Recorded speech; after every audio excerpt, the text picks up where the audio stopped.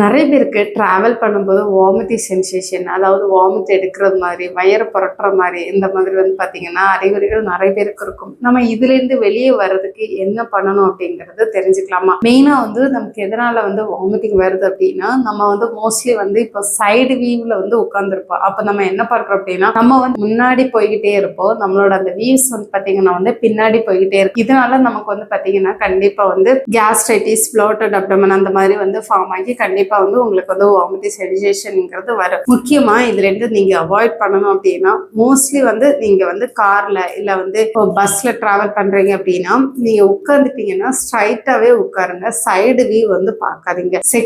பார்த்தீங்க அப்படின்னா வந்து உங்களுக்கு அந்த ஒரு பயம் இருந்துகிட்டே இருக்கு. ஐயோ எனக்கு வண்டியில ஏறினாலே வந்து வாமிட்டிங் தான் அப்படிங்கிற ஒரு பதக்கத்திலே இருப்பீங்க. அதனால மேக்சிமம் வந்து ஒரு கம்யூனிகேஷன்ல இருங்க. கூட இருக்கிறவங்க கூட அந்த மைண்டை வந்து காம் பண்றதுக்காக வந்து ஒரு கம்யூனிகேஷன்ல இருங்க. தேர்ட் ஒன் பார்த்தீங்க அப்படின்னா வந்து கிரீன் ஆப்பிள். நீங்க அதாவது வண்டியில ஏறுறதுக்கு முன்னாடி நீங்க என்ன பண்ணுங்கன்னா கிரீன் ஆப்பிள் வாங்கி வச்சுக்கோங்க. அந்த கிரீன் ஆப்பிள் வந்து நல்லா சியூ பண்ணி ஸ்வாலோ பண்ணிக்கோங்க. அதுக்கப்புறம் வந்து பார்த்தீங்கன்னா ஒரு ஹாஃப் அன் அவர் ஒன்ஸ் வந்து பார்த்தீங்கன்னா கிரீன் ஆப்பிள் வந்து நல்லாவே வந்து கடிச்சு மென்னு நல்லா சாப்பிடுங்க. இது சாப்பிடும்போது உங்களுக்கு என்ன ஆகும் அப்படின்னா, இதுல வந்து பெக்டின் கண்டென்ட் வந்து ரொம்ப அதிகமா இருக்கிறனால உங்களுக்கு அந்த வாமிட்டிங் சென்சேஷனை வந்து நல்லாவே வந்து உங்களுக்கு கண்ட்ரோல் பண்ணி கொடுக்கும்.